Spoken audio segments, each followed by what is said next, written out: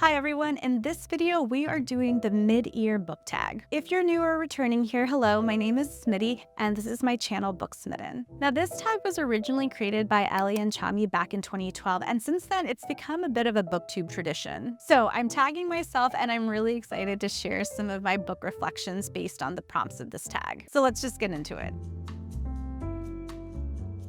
First up is the best book you read so far in 2024. Now, I'm going to list 2 books for this prompt, but I do want to mention that if I've already read one of the books that I'm talking about, I'll link my previous video in the description. Okay, so first up for my nonfiction favorite read so far, that would have to be Elliot Sheffer's Queer Ducks. This is a book that explores animal sexuality, and I thought it was fantastic. Not only did I learn a lot, I think it's a great example of brilliant science writing. I thought the text was very accessible and I appreciated the outside expert opinions that were brought in. I think it really enhanced the book. Now, my favorite fiction read so far is The Adventures of Amina al-Sarafi by Shannon Chakraborty. I just love that this novel took place in the medieval Indian Ocean world. And while I work on the ancient Indian Ocean world as an archaeologist, I just appreciated all the diverse cultures and customs and interactions that were represented, and it was a fun read for me. Next up is the best sequel you've read so far in 2024. That would be Tales of the Celestial Kingdom by Sue Lin Tan.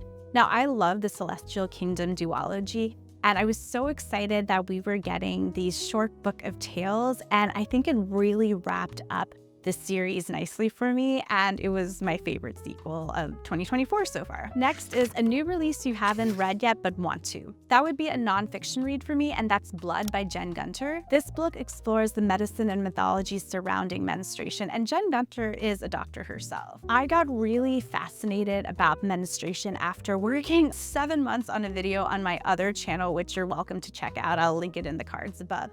And I just wanted to really know a bit more about what we do know about periods. And Jen Gunter seems to be quite a reliable source and narrator, so I'm really excited to dive into her book. Next up is the most anticipated release for the second half of the year. That would be a fiction read, and that is A Witch's Guide to Magical Innkeeping by Sangu Mandana. Now, Mandana is the author of The Very Secret Society of Irregular Witches, and I did enjoy that book, and I really enjoyed seeing a main protagonist of South Asian descent that was a witch. So I'm really excited for her next book, which I don't think is related to the first book, and it has a release date of Christmas Eve, so it might be a tight read to finish this year, but it's definitely on my TBR. Next up is the biggest disappointment of the year so far. That would be Ruthless Vows by Rebecca Ross, and that was the sequel to Divine Rivals. I talk about this a bit more in my reading wrap-up, but it just wasn't a fit for me. Next up is your biggest surprise of this year. That would be The Murderbot Diaries by Martha Wells. I had never heard of this book series or this author before this year, and I'm so grateful to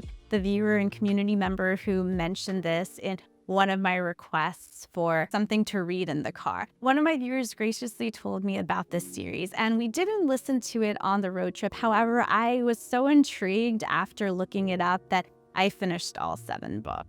So again, I'm just so grateful to have learned about this series. I really loved my reading experience with them, and if there are more books that are going to come out in this series in the future, I will definitely read them. Next up is your favorite new author or new to you author. That would be Kimberly Lemming, and she's written the Mead Mishap series, and that is a spicy romantasy series, and I just think her writing is hilarious. I know she's working on her next series, which is set in outer space and has aliens, and I'm just so excited for it. So the next prompt is newest fictional crush, and I'll actually completely skipped over this question when I first recorded this video. And that's probably because I don't really crush on characters, but if I had to pick one, it would probably be Brishan from Grace Draven's Radiance. He was kind, competent, and attractive in his realm, so I think he would be the closest for me. The next prompt is your newest favorite character. That would be Amina al-Sarafi from The Adventures of Amina al-Sarafi, and I'm just genuinely excited for this series for a variety of reasons, but Amina as a character is truly compelling to me. While I can't relate to her piracy, I can relate to the fact that she wanted to go see the world and travel. And now that she has this family and these responsibilities, she feels a bit conflicted about it. She felt really relatable to me as a mother and as a person who's trying to fit in her love of work, in a sense, with her responsibilities and desire to be at home and care for her family. So yeah, I found her to be a complex and compelling character, and I'm excited to read more about her in future installments of this series. Next up is a book that made you cry. That would have to be Gloria Edom's well-read Black Girl. This is a series of essays by prominent Black book figures, and they are just so well-written, well-curated, well-edited, and I found myself tearing up to many of the stories in this book. I also think that Gloria Edom's memoir has come out, so that's another anticipated read for me this year. Next up is a book that makes you happy. For me, that was The Album of Dr. Moreau. So this was a murder mystery, so there was always that curiosity of, okay, who did it? But I really enjoyed the setting and the characters. This was in the early 2000s, following a boy band and their personalities and antics, and it just really made me reminisce about that time period.